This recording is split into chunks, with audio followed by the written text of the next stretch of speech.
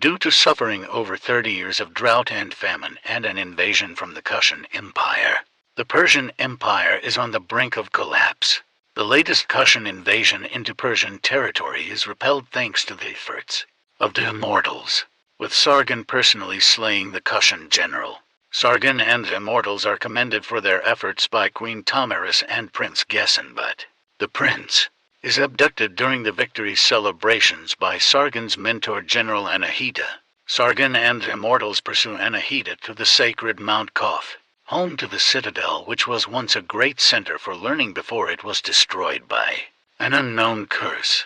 The Immortals come to suspect that Anahita plans to use Gessen's royal blood to access the temple of the Simurgh and gain the divine bird's blessing, which would allow her to overthrow Tamiris.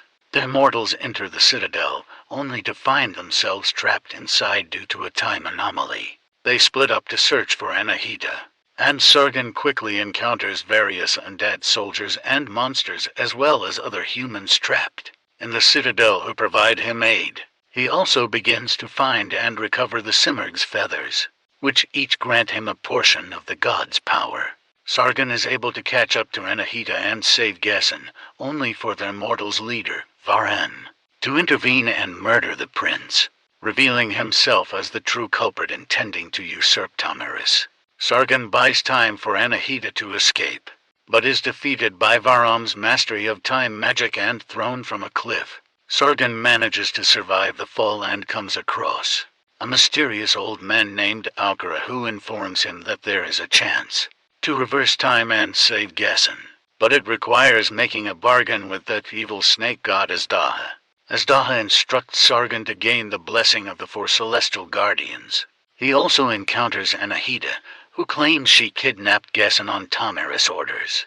Meanwhile, Varam lies to the rest of the Immortals, claiming Sargon killed Gessen and convinces most of them to back his claim to the throne. Sargon is then forced to kill several of his former immortal comrades. After securing the favor of the celestial guardians, Sargon is sent back in time and thwarts Varam's attempt to murder Gessen, but Anahita dies protecting Sargon in the process. Varam then admits he has been collecting Simurgh's feathers as well and believes only he is worthy to possess them, and he battles Sargon.